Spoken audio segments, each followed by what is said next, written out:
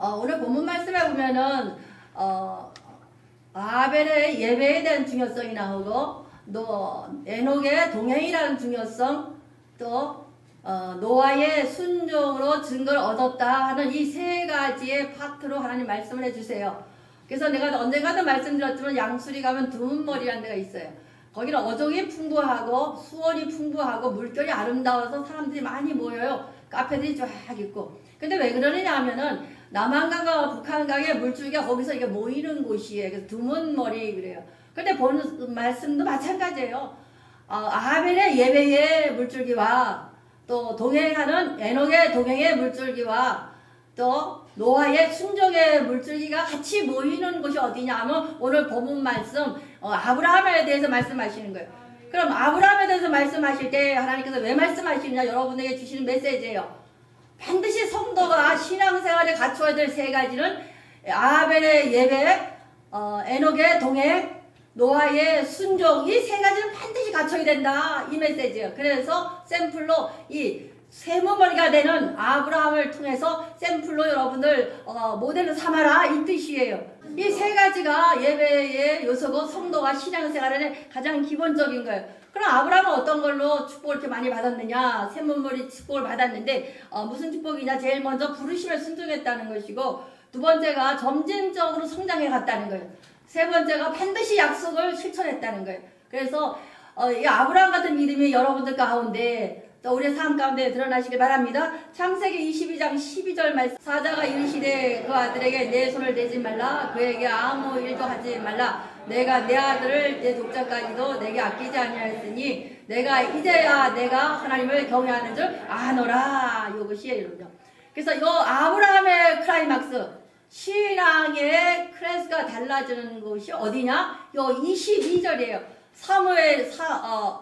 다윗이 사무엘상 25장을 통과함으로 말미암아 하나님 마음에 합하게 된 것처럼 아브라함이 훈련 쭉 가다가 창세기 22장 12절 말씀으로 아브라함의 신앙의 성숙도가 어디까지? 여러분 좋아하는 클래스가 달라지는 믿음까지 올라갔다는 거예요. 그럼 우리가 지금까지 10년을 가깝게 신앙생활 해왔고 더 많은 시간 했어요.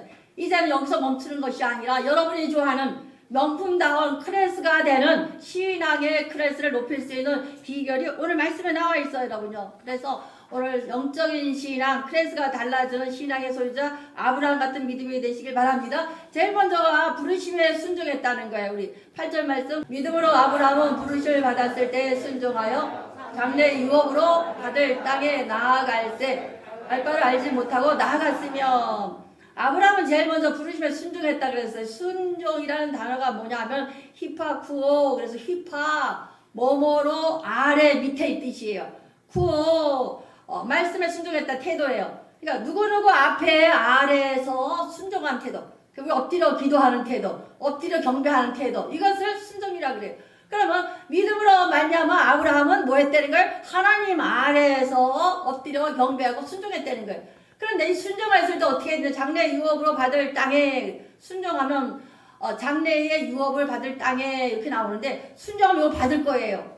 여러분도 순종하면 받을 수 있어요, 유업을. 근데 이 유업이라는 단어가 상속자라는 뜻이 상속자. 그럼 하늘의 상급을 유업으로 상속받을 수 있는 땅에 가야 되는데 어떻게 했느냐? 갈 바를 알지 못하고 나갔다 해서, 갈 바를 알지 못하고 나갔다. 그러니까 믿음 생활도 우리가 교회 와보세요, 예수 믿으세요 그러거든요. 그럼 갈 바를 알고 온 거예요? 아니면 그냥 온 거예요? 다 그냥 왔어요. 갈 바를 알지 못해 그냥 왔는데도 불구하고 순종하면 그 믿음이 하나님께서 장래의 유업으로 주실 상속받을 분을 받는다는 거예요. 그 다음에 9절 말씀, 믿음으로 그가 이방 땅에 있는 것이 약속한 땅에 거주한 동일한 약속을 유업으로 받을 이삭과 야곱과 더불어 장막에 거하였으니. 10절 말씀, 이는 그가 하나님의 계획하시고 지시터가 있는 성을 바랐습니다. 아브라함이 순종한 이유가 뭐예요? 갈 바를 알지 못하고 왔는데 어딜 바라봤다는 거예요? 하나님의 계획하시고 지으실 터가 있는 성, 어디 성이에요? 하나님의 성을 바라봤다는 거예요. 이거 바라보고 순종했다는 거예요, 여러분요. 순종 못하는 사람의 이유가 있어요, 여러분요. 순종 못하는 사람 자아가 강해서 그래요. 내가 강해서. 순종해야 되는데 알아요. 말씀하셨으니까 해야 되는데 내가 살아있거든요. 내가 자아가 강한 사람, 자기 판단력이 강한 신앙의 경지까지 가기가 쉽지가 않아요. 마지막 막스가 되는 크레스가 달라지는 믿음의 경지, 창세기 22장 11절을 통과한 믿음이 돼야 돼. 다윗의 사무엘상 25장을 통과한 믿음이 돼야 그때서 여러분 크레스가 달라져요. 여러분요. 명품 인생은 그냥 되는 것이 아니에요. 반드시 통과할 부분이 있어요. 여기 거쳐 넘어가야 돼. 그러나 시작은 갈 바를 알지 못하고 시작해요. 그러나 그럼에도 불구하고 쭉 가는 거예요. 여러분요. 아브라함이 처음부터 믿음의 아버지가 아니에요. 여러분요. 오늘 본 말씀에 나아가기 전에 우리 한번 봐보세요. 아브라함의 믿음은 어떠냐. 태어날 때부터 믿음의 조상 아니었었어요. 근데 우리는 아브라함은 믿음의 아버지하고 어떻게 해요? 붕 뛰어나요. 이렇게. 그러나 아브라함도 여러분과 똑같고 우리랑 똑같은 사람이에요. 그럼 붕 뛰어놀 것이 아니라 어떻게 해요? 사실로 받아들여서 내게 적용해요. 창세기 11장 31절 말씀 중 데려가 그 아들 아브라함과 하란과 아들인 그의 손자 롯과 그의 며느리 아브라함이 아내 사라를 데리고 갈대아에서 떠나 가나안 땅으로 가고자 하더니 하란에 이르러 거기 거류하였더니 아브라함은 언저리 신앙이서 언저리 신앙. 아브라함이 떠나긴 떠났어요. 근데 어디까지 갔어요? 하란에서 머물렀거든요. 가나안 땅도 아니요, 메소포타미아도 아니, 어정쩡한 이곳에. 그래서 이 어정쩡한 언저리 신앙이 나중에 태어났던 이삭도 그래. 루스 지방에 가물으니까 어디 가요? 저기 애굽으로 가다가 하나님 스탑해갖고 어디에 멈춰요? 루스에 멈춰요. 멈춰서 어떻게 히브리한 신앙생활을 하게 돼요. 근데 여기서 아브라함도 마찬가지예요. 언저리에서 맴도는 거예요. 가나안 땅 가야 되는데 아버지 곁에서 15년이라는 시간을 어디서 머물러요? 하란에 머물러요. 아브라함은 언저리 신앙부터 시작해요. 그러나 순종을 했어요. 순종은 하나님 앞에 엎드려서 그분의 어떻게 해요? 명령만 기다리는 자세. 이것이 순종이에요. 아브라함은 또 어떤 믿어 오버하는 신앙이에요. 창세기 12장 10절 보면요. 가뭄이 들었어요. 그럼 뭐 하면 돼? 우리 같으면 기도하고 이래야 되는데 뭐 예배 드려야 되는데 어디로 가요? 애굽으로 가잖아요. 그 땅에 기근이 들었으므로 아브라함이 애굽에 거류하려고 그리로 내려갔으니 이는 그 땅에 기근이 심했더라. 기근을 했다고 오바해서 덜덜덜 떨어고 휙 가버렸어. 그러다가 어떻게 됐어요? 거짓말장이가 되고 또 바로 방에게 죽임을 당할 뻔하는 더 큰 고난이 와요. 그러면 아브라함은 처음에는 언저리 신앙을 시작하고 오바하는 신앙을 시작했어요. 그러나 거기에서 점점점 성숙해 갔다는 거예요. 그러니까 우리도 오늘 이 시점에서 한번 돌아봐요. 내가 뭔지도 모르고 따라왔거든요, 교회. 또 뭔지도 모르고 갈 바도 모르고 그냥 왔어요. 왔는데 어떻게 돼요? 점점점 언저리 신앙에서 가나안 땅으로 한 발짝 다가가는 거예요. 그래서 아버지가 원하시고 바라시는 여러분의 요구하는 그 신앙의 경지를 뛰어넘을 때 클라이막스가 있을 때가 있어요. 그걸 뛰어넘어야 여러분의 신앙이 크레스가 다루는 신앙이 돼요. 명품 신앙이 되거든요. 근데 여기서는 말씀하신 것처럼 아브라함도 시험이 있었거든요. 그럼 어떤 것이냐? 두 가지가 있어요. 하나님의 부르심에는 두 가지. 일반 소명, 일반적인 소명, 특별 소명. 특별 두 가지가 있는데 여기서 청함과 택함의 문제, 이건 교리인데 좀 알아두세요. 이게 일반적인 부르심, 일반적인 소명, 또 특별 소명 이렇게 두 가지를 말씀하시는데 이 부르심이라는 것은 청함이에요. 청함. 그럼 청함은 뭐냐? 오늘 이 시간에 여기 50, 70, 80명이 지금 다 어떻게 됐어요? 다 계시자 청함이잖아요. 청함인데 이 청함에서 말씀이 똑같이 나가요. 똑같이 아브라함에 대해서. 그럼 그 말씀이 어느 순간에 탁 튕겨서 그 사람이 어떻게 해요? 순종하게 되는 것이 택하심이에요. 그래서 이것을 특별 소명이라고 그래요. 그럼 똑같이 4, 50명이 7, 80명이 다 똑같은 메시지가 전달이 돼요. 그러면 이건 청함이야. 하나님의 청함. 말씀의 청함이에요. 예배의 청함이에요. 그러나 예배의 청함은 많으나 순종하는 자는 적으니라 한 것처럼 적다는 얘기예요. 그럼 이 시간에 똑같은 말씀을 갖더라도 청함은 다 누구에게나 보편적인 은혜예요. 그러나 내가 그 말씀에 순종하는 것이 특별 소명인 거예요. 그 말씀 내가 순종해야지 딱 은혜 받아갖고 순종으로 딱 돌아가는 거예요. 그럼 순종 모드로 돌아갈 때 이것을 특별 소명, 특별한 은총 이렇게 말해요. 그래서 이걸 택하심, 하나님이 택하셨어. 그냥 부르심에 초청만 받은 종들, 한번 와봐 왔다 갔다 하는 종들은 매일 어떤 성도예요? 청함 성도예요. 그러나 우리 성함교회 성도들은 하나님께서 어떻게 해요? 청함대 말씀에 순종하는 택하심의 성도가 되시길 바라요. 그래서 여러분 누가복음 14장에 하나님 큰 잔치를 벌여서 예배를 초청해서 큰 예배. 그런데 14장에 보면 누가복음 14장에 보면은 하나님께서 큰 잔치를 벌였는데 주인이 오라리가 봤었다고 안 오고 솟았다고 안 오고 장가 갔다고 안 와요. 그래서 하나님께서 뭐라 그래요? 각 성읍의 산과들 저 골짜기와 골목까지 가서 강권해서 하나님의 집을 채우라 잔치 초청했어요. 초청해서 많이 몰려갔지만 그 순간에 하나님의 음성을 듣는 사람은 많지가 않았다는 거예요. 우리 사랑교회 성도들은 청함받는 성도에 떠나서 그 메시지에 순종할 수 있는 택함받은 성도가 되시길 바라려군요. 마태가 세관에서 앉아 있었어요. 세일이 마태 세일이 얼마나 악했어요. 그런데 예수님께서 마태야 이리 와라 따라왔어요. 그 당시에 세관장이라면 굉장했거든요. 지금도 세무서 직원들 무서워하잖아요. 두려워하고. 왜? 잘못하면 세금 많이 걷어들이니까. 그러니까 이 당시에 세리들은 굉장한 힘을 갖고 있었거든요. 또 헤롯 왕과 대제사장과 결탁이 됐기 때문에 그 당시 더 강력한 파워가 있어요. 그런 사람이 예수님의 마태야 이리 와라. 그런데 딱 그 말씀에 청함의 순종함으로 택하심을 받은 거예요. 마지막 때에 하나님 사용하는 사람은 하나님의 말씀에 순종해서 택함 받아야지만 사용하시는 거예요. 날 사용해 주시옵소서 하고 맨날 청함만 보면 안 돼. 어디까지 가야 돼요? 그 말씀에 택하심을 받아야 되는 거예요. 예수님 말씀하시니까 마태가 예 맞습니다 또 일어났거든요. 또 마찬가지예요. 베드로도 마찬가지예요. 사람 낳는 어부가 되라. 그 갈릴리 바다에 날 때부터 아주 잔뼈가 부를 어부인 전업 어부. 여러분 우리는 어부하지만 사실은 이 배를 가진 어부는요 굉장히 부자예요. 큰 배 한 척이면 얼마나 비싸요. 그 배를 가진 어부가 베드로가 사람 낚는 어부가 되자 하니까 뻗떡이 나타나왔다는 거야. 그럼 예수님은 청했고 베드로는 뭐 했어요? 청함에 반응했을 때 순종했을 때에 뭐가 돼요? 택하심을 받는 거예요 여러분요. 성도는 그냥 되는 게 아니에요. 아브라함이 같이 세 가지의 물줄기가 내려와서 믿음의 조상이요 축복의 통로요 복의 근원이요 복덩이가 될 수 있는 비결이 여기서 나오는 거예요 여러분요. 반드시 이것을 통과하시기 바래요. 청함 받는 성도가 아니라 말씀에 순종함으로 말미암아 택하심을 받는 귀한 종 되시길 바랍니다. 삭개오도 마찬가지예요. 삭개오는 그 당시 굉장한 부자였었어요. 뽕나무에 올라갔다. 우리나라 뽕나무는 적지만 이스라엘 나라의 고대 근동지방의 뽕나무는 굉장히 커요.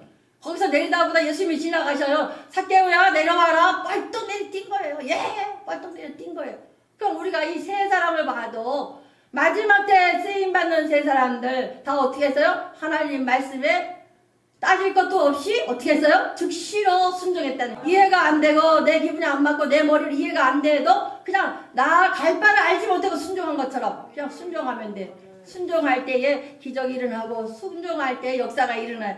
그럼 순종하지 않은 바보들이 어디냐? 이사야 6장 9절 말씀. 여호와께서 이르시되 가서 이 백성들에게 이르기를 너희가 듣기는 들어도 깨닫지 못할 것이요 보기도 보아도 알지 못하리라 하여 나오잖아요. 예배 가운데 이 많은 성도들이 모였어요. 이 시간에 여러분 말씀을 들을 때 넌 들어줘야 돼요. 여기서 히포, 아쿠아 요거는 현상적인 순종이에요. 듣는 거예요. 그런데 여기서 듣는 것은 여호와께서 가서 백성에게 이르기를 너희가 듣기는 들어도 이건 샤마를 해서 깨닫는 거. 말씀에 들려지는 거지 내가 듣는 게 아니에요.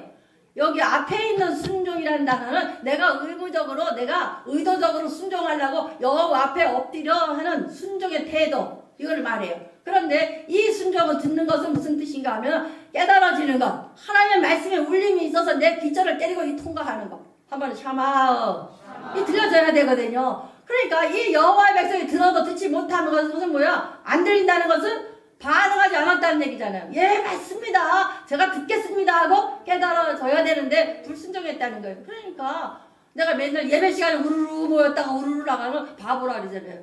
그림자 예배 드릴 때 역사가 일어나 안 일어나요. 형식만 있지. 모형 붙들고 있으면 그럴 것이다지 그렇다 감탄이 일어나 안 일어나잖아요. 그러니까 예배 시간마다 우리 히브리서 말씀한 것처럼 모형과 그림자 붙들지 말고 원형 붙드시고 실체신 예수님 붙들어라 이거예요 여러분요. 그래서 여기도 말씀하시는 게 들어도 듣지 못하고 순종으로 반응해야 되는데 반응 안 하거든. 깨달아주려고 내가 반응해 순종을 해야 말씀이 들려가거든요. 그냥 내가 형식적으로 순종하는 게 아니라 진실로 하나님 앞에 엎드려서 예배자가 되면 샤마가 들려져요. 내가 순종하면.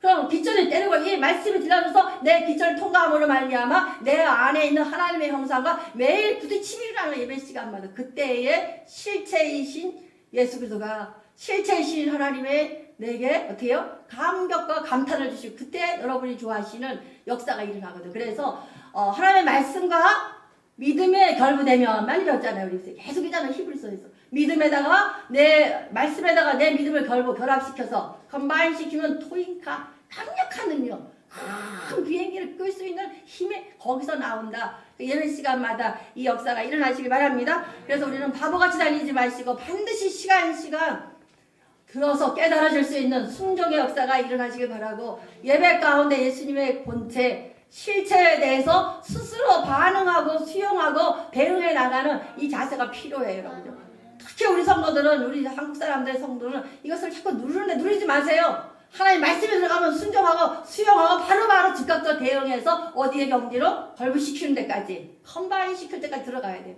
근데 우리 이걸 안 해요. 믿음만 갖고 있어. 믿음만. 말씀만 외우고 말씀을 잘해. 그럼 말씀만 믿음이랑 합치는 작업을 해야 되거든요. 모래 따로 시멘트 따로 물 따로 있어. 모래는 아주 고급 모래야. 저 바다 모래는 염분이 있으니까 안 되고 어디요? 강가의 모래. 또 시멘트는 최고 품질이 좋은 시멘트가 있어요. 물은 아주 생수, 약수가 있어요.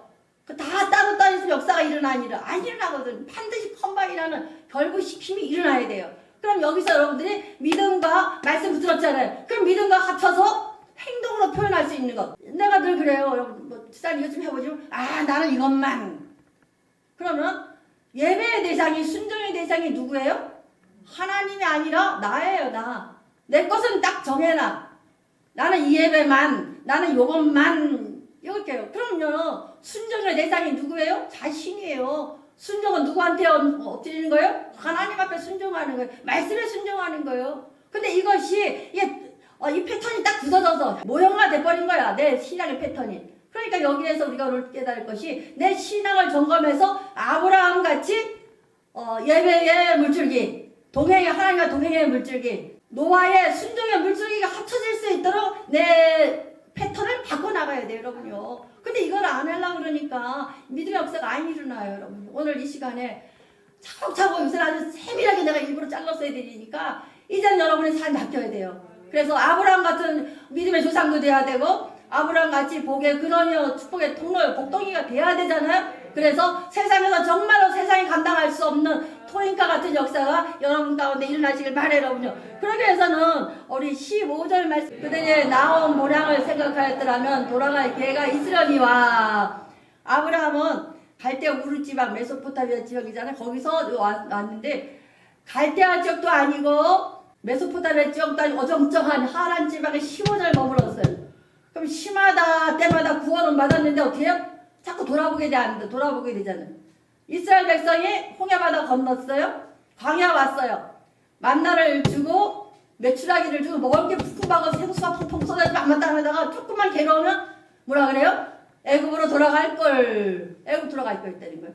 그러니까 여기서 기억할 것이 아브라함과 하란에 있던 아브라함의 권속들이 그들이 나온 바 본향을 생각하였더라면 돌아갈 기회가 있으려니와. 얼마든지 옛날 갈대아 우루가 좋았을 껄껄껄 했을 텐데 그거 안 했다는 거예요. 그렇다고 과거를 기억하지 말라는 게 아니라 돌아보지 말라는 거예요. 태도의 면을 얘기하는 거예요. 가나안 땅은 천박한 땅이잖아요.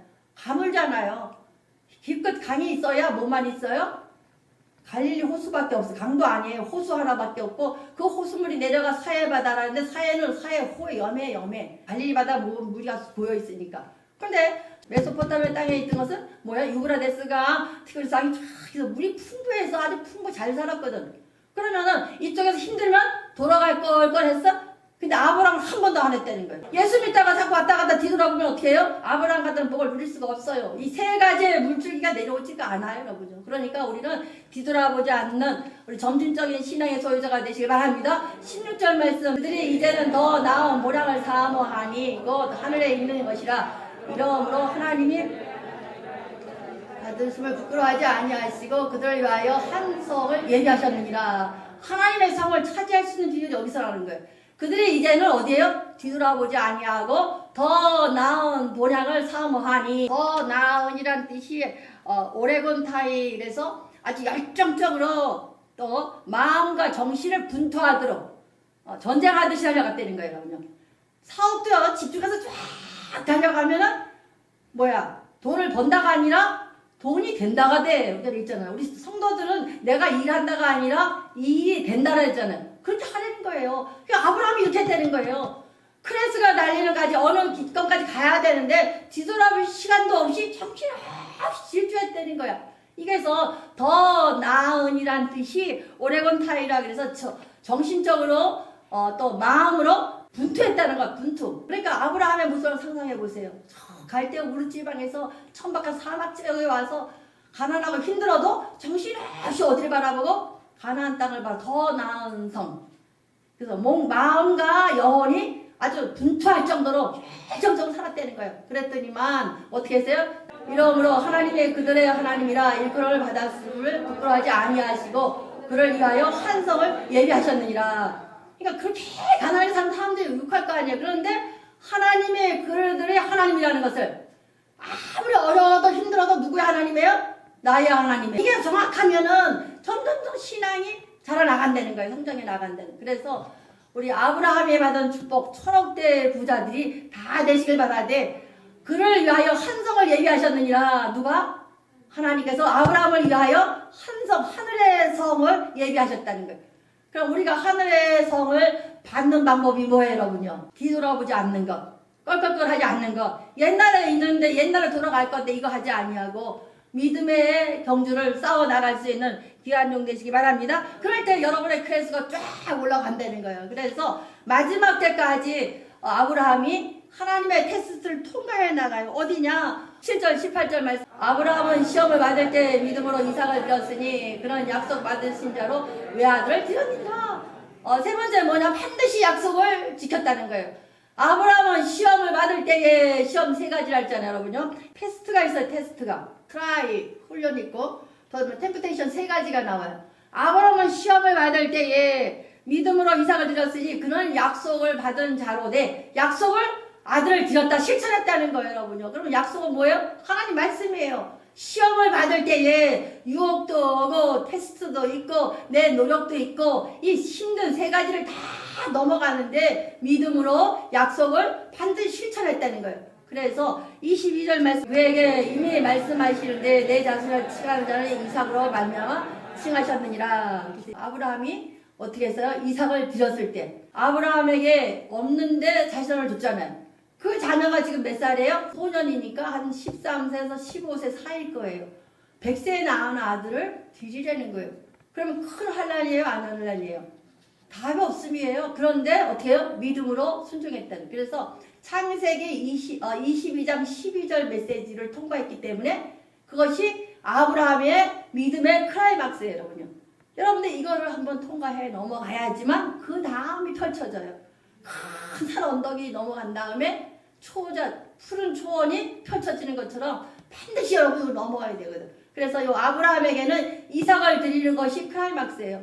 여러분의 자녀를 드린다고 했을 때 여러분 쉽지 않잖아요. 자녀를 그렇게 애틋하다는 거예요. 그런데 아브라함은 그걸 뭘로? 죽으면 살리시리라. 이 2단어를 해결했다는 거예요. 창세기 25장 2절 말씀에 아브라함이 후처를 맞이하였으나 그의 이름은 구두라. 2절 그가 시므랑과 욕단과 문하가 미디안의 아스막과 수아를 낳고 여기서 4명, 6명 또 누구예요? 이스마엘과 누구예요? 이삭 6명이에요. 그런데 하나님께서 누구만이야? 이삭만. 그러니까 이삭의 대를 이어가야 되는데 믿음의 조상은 돼야 되는데 더 별과 같이 많고 바다에 모래같이 많고 하려면 빨리 장가보내서 빨리빨리 낳아야 되는데 지금 뭐하고 있어요? 하나님께 그 아들을 갖다가 버물로 죽이라는 거예요. 그러면 낳게 하신 이가 죽이라면 살릴 것이라는 이 믿음의 경지가 같다는 거예요, 여러분요. 그래서 이 아브라함의 클라이막스가 창세기 22장 12절 된 것처럼 여러분의 신앙의 클라이막스에서 약속을 지키라는 거예요. 그 말씀까지 뛰어넘어야 돼요, 여러분. 그래서 내가 늘 인계점 얘기하잖아요. 여러분 각자에게 인계점이 있어요. 이 컵에도 인계점이 있어요. 요만큼을 넣으면 100리터인가? 100리터는 100리터 넘으면 넘쳐요. 여기까지 올라갈 수 있는 믿음이 있어야 돼요, 여러분. 그래야 그 다음에 퍼쓸 수가 있는 거예요.